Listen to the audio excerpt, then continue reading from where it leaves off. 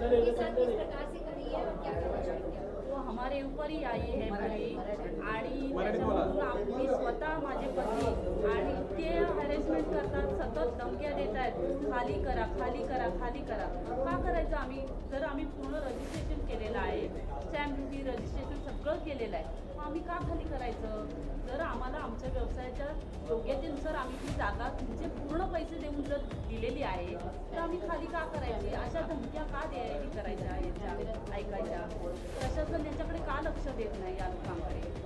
विपुल जोशी हे सतत आम्हाला बोलतात तुम्हाला 5 वर्ष तुम्हाला कोर्टामध्ये लटकवणार, अर्धे पैसे तुम्हाला देणार.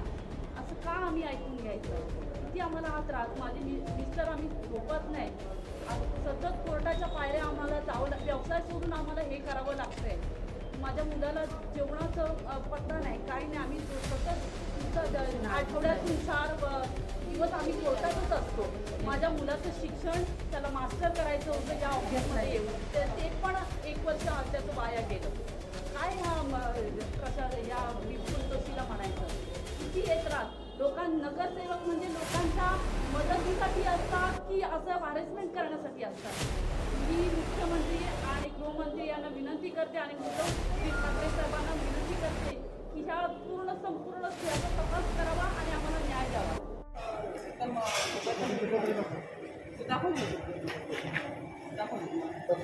सोसायटी आता उभ्या तुम्ही आता पत्र मागते तर कुठं तुम्ही पण आता पत्र बघताय तर हे गुन्हा दाखल आहे ते पोलीसच्या कामात अडथळा. सरकारी कामात तुम्ही अडथळा आणू नका. नाही सरकारी कामात आमचे ते मायबाप आहेत. मला काय बघायचं आहे आम्हाला नुसतं मीटरची वायर तुटली कडून. साहेब वर्दीवर आहे. साहेब वर्दीवर आहे ना, नाही तर कामामध्ये कारवाई होती. पोलीस गव्हर्नमेंट तुम्ही सरकारी कामात